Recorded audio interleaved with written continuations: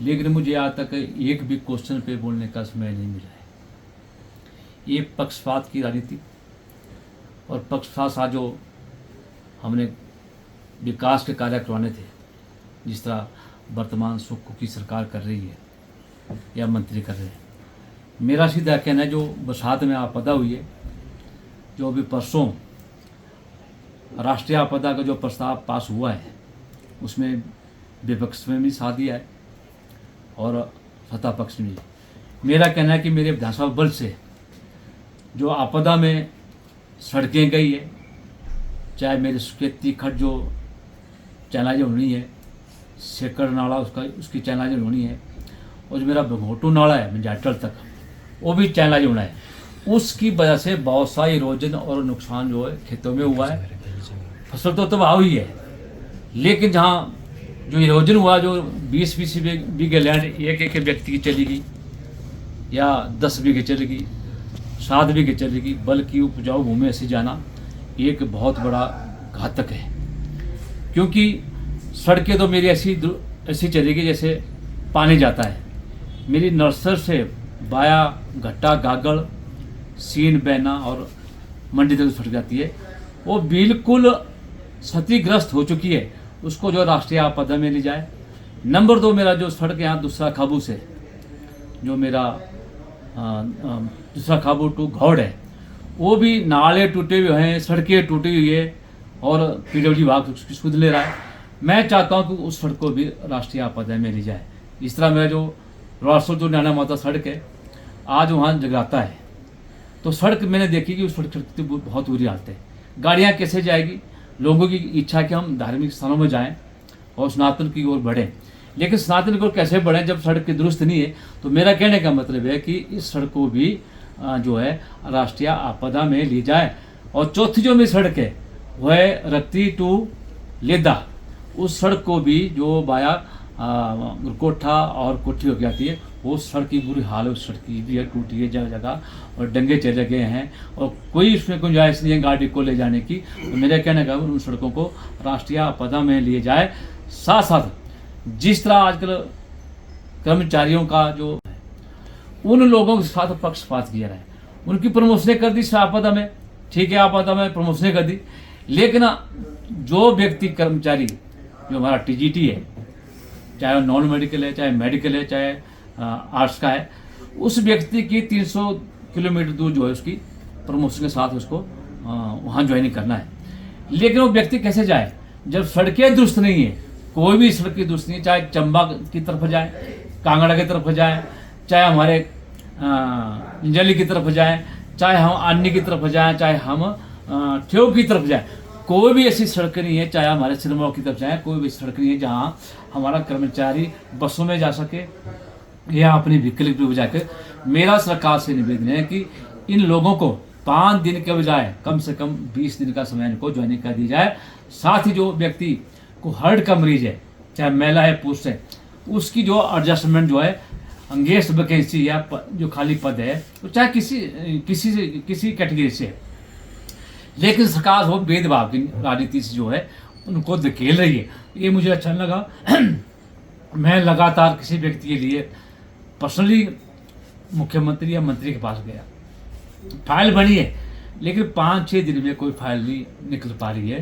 तो मेरा कहने का मतलब है कांग्रेस की करनी और कथनी में अंतर है।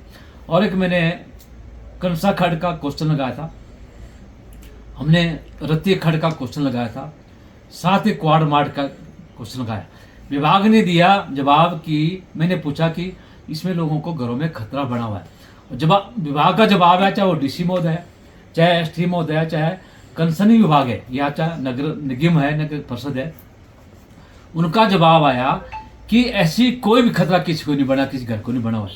और मैं कहता हूँ कि वहाँ जो क्वाड मार्केट में जो है 10 घरों को खतरा बना हुआ है। और जो रत्तीपुर के पास है, वहाँ डोली राम जो एक्सपायर हो चुका है, उसकी घरवाली जो है आवेदन करी है कि मेरे घर को खतरा बना हुआ, और उसका आगे जितने भी घर हैं सबको खतरा बना हुआ है। अगर आप वीडियो देखें, मैं आपको वीडियो बता सकता हूँ।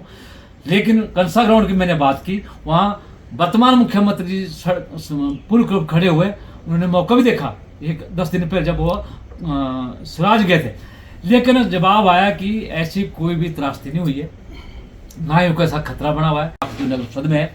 और ऐसा ही 29 लाख की राशि मेरी नगर निगम मंडी में जो मेरे 2 वार्ड है, Bahna ward, Daundi ward, Dadaur ward, Dhangu ward और जो नेचौक जो हमारा वार्ड है, उनमें लगभग 49 लाख की राशि जो है इन दोनों नगरों परिषदों में भी और नगर निगमों में भी। तो सरकार से पहले तो मेरा निवेदन है, और इसके बाद मैंने कहा कि मैं बैठक करूंगा, जिस अधिकारी के ने झूठ बोला है उसके प्रति मैं कार्रवाई करूंगा।